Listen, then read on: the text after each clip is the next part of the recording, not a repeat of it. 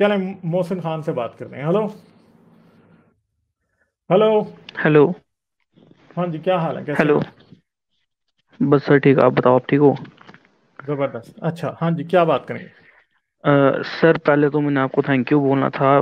पिछले से पिछली बार जब आप लाइव आए थे तो मेरी रिगार्डिंग किसी ने आपसे क्वेश्चन किया था, जब मैंने आपको स्टोरी बताई थी कि मेरे साथ पढ़ने वाला बच्चा मुझे बोलता है कि अगर इतनी दिक्कत है इंडिया से तो पाकिस्तान चला जाए, तो आपने काफ़ी अच्छा काउंटर किया था उसको, उसके लिए थैंक यू। और मुझे याद नहीं एक है कि बात मेरी और क्या बात हुई थी किसी से। सर, एक और बात कहनी थी। ये जो अभी दो तीन जो मेरे से पहले लोग आए, इन सब ने यही बात करी कि साइंस में चेंज आता है तो वो आप उसको कैसे बिलीव कर सकते हो, रिलीजन कांस्टेंट है। तो सर, साइंस में चेंज आना उसका फीचर है कि जैसे जैसे नई इन्फॉर्मेशन आ रही है वैसे वैसे हम और एडवांस होते जा अपडेट रहे हो हैं। रही है। एग्जैक्टली तो अब 1400 साल पुरानी एक चीजों को पकड़ के बैठने से थोड़ी ना तरक्की होगी। ये बात लोगों को समझ में नहीं आती है। अच्छा, और ये जो एपिलेप्टिक प्रॉफिट वाली जो सीरीज चल रही है हमारे उनकी, अब्दुल्ला गुंदल अब्दुल्ला गोंदल की और साहब और हारिस की। हाँ, हारिस हम्म। सर की।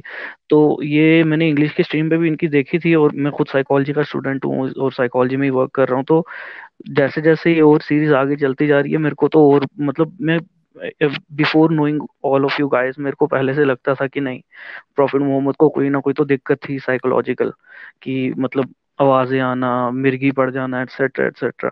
और जैसे जैसे ये अब्दुल्ला गुंदल साहब ने आगे बताना शुरू किया, मेरे को तो और ज्यादा क्लैरिटी लगी होने की, नहीं भाई ऐसा ही था, कुछ और कोई रीजन हो ही नहीं सकता इसका। अच्छा सर, मेरा एक और क्वेश्चन था आपसे कि कई बार ना मेरे जो कुछ हैं यहाँ पर काफी क्लोज रिलेटिव्स हैं और दोस्त वगैरह हैं जो अभी फॉलो करते हैं इस्लाम को ही, तो उनसे ना, या और भी बाकी रिलीजन वाले भी हैं, उन सबसे एक ही क्वेश्चन मेरा हमेशा रहता है। मैं जब उनको बताता हूँ कि यार साइंस में ये रिलीजन में ये सब प्रॉब्लम्स हैं, ये लॉजिकलिटीज हैं, ये है वो है, हर चीज की एक्सप्लेनेशन साइंस से मिल सकती है, तो वो आगे से एक ही आर्ग्यूमेंट उठाते हैं कि साइंस हमें वाई हाउ का आंसर देता है कि कोई चीज कैसे हो रही है, वाई का आंसर नहीं देता। इसको कैसे काउंटर किया जाएगा सर? वाई के आंसर जो है ना वो पर्सनल होते हैं हमेशा, क्वेश्चंस भी और आंसर्स भी। ठीक है। हम क्यों जिंदा हैं? Why are we alive? ठीक है। Why do we have consciousness? ये what is the purpose of my life? इसका जवाब आपको कोई नहीं दे सकता।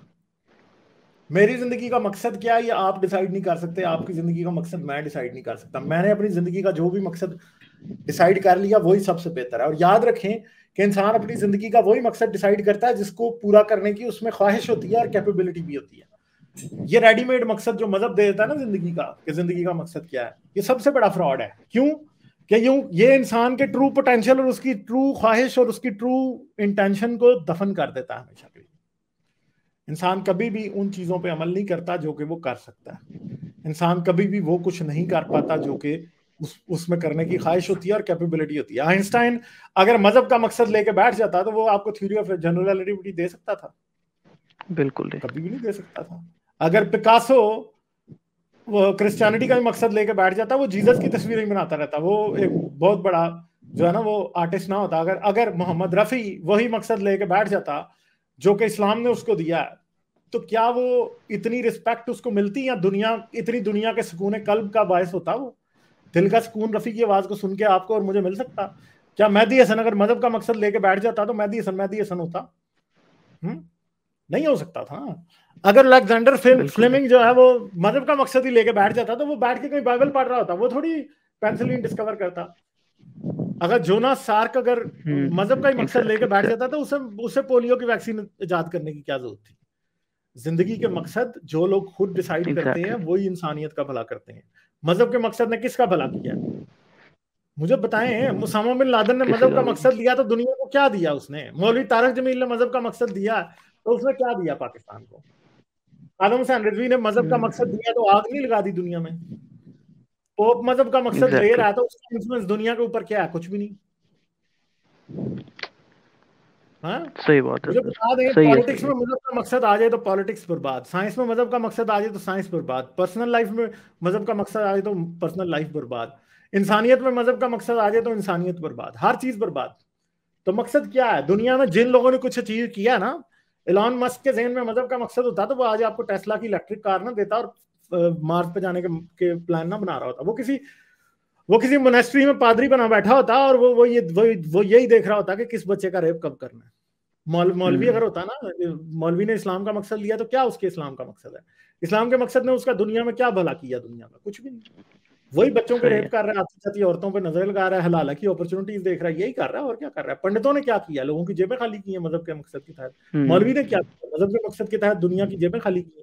मुझे बताएं, दुनिया में मैं आपको चैलेंज करता हूं कि किसी एक इंसान का नाम ले लें जिसने वाकई इंसानियत का फायदा किया है, उसका मजहब के मकसद से दूर दूर तक कोई ताल्लुक नहीं। तो जिंदगी का मकसद क्या है? अगर आपको ये कहे कि वाई क्वेश्चन जो है वो मजहब आंसर करता है और बाकी के क्वेश्चंस जो है वो साइंस आंसर कर सकती है, तो ये याद रखें, मजहब जो वाई क्वेश्चंस के भी आंसर करता है ना, वो इतने डेवास्टेटिंग है कि उससे इंसानियत का नुकसान होता है, इंसानियत का भला नहीं हो सकता।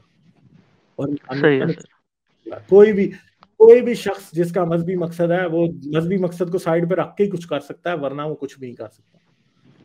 सही है सर।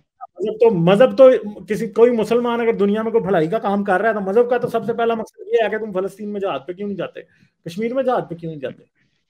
क्योंकि जहाद मुसलमानों में फर्ज है ना। ठीक है, कश्मीर का जहाद तो सब पाकिस्तानियों में फर्ज है, फिर इंडियंस में भी फर्ज है, तो जाते क्यों नहीं है? फिर अल्लाह तो पूछेगा।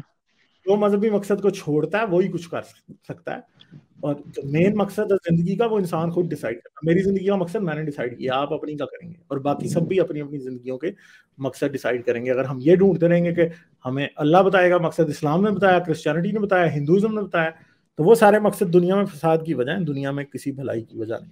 ये याद रखें। सही बात है सर। ठीक हो गया? Okay sir. और सर अभी जो लास्ट कॉलर आए थे उन्होंने एक बात कही कि साइंस और रिलीजन को एक साथ चलना चाहिए, और फिर आपने अच्छा एक्सप्लेन किया कि नहीं ये कंपैटिबल ही नहीं है। मैं भी इसी आइडियोलॉजी का हूँ कि साइंस और रिलीजन एक साथ कंपैटिबल हो ही नहीं सकते। रिलीजन आपको क्लियरली बोलता है अपना दिमाग ऑफ कर लो, साइंस बोलती है दिमाग खोलो, कैसे कंपैटिबल होंगे? चलें फिर, ठीक है, थैंक यू, फिर करेंगे बात आपसे। Thank you. Okay bye. Okay sir. Like, share और सब्सक्राइब करना मत भूलें। इसके साथ साथ आप मेरे चैनल को पेट्रियन पर सपोर्ट कर सकते हैं। पेट्रियन का लिंक वीडियो की डिस्क्रिप्शन में है।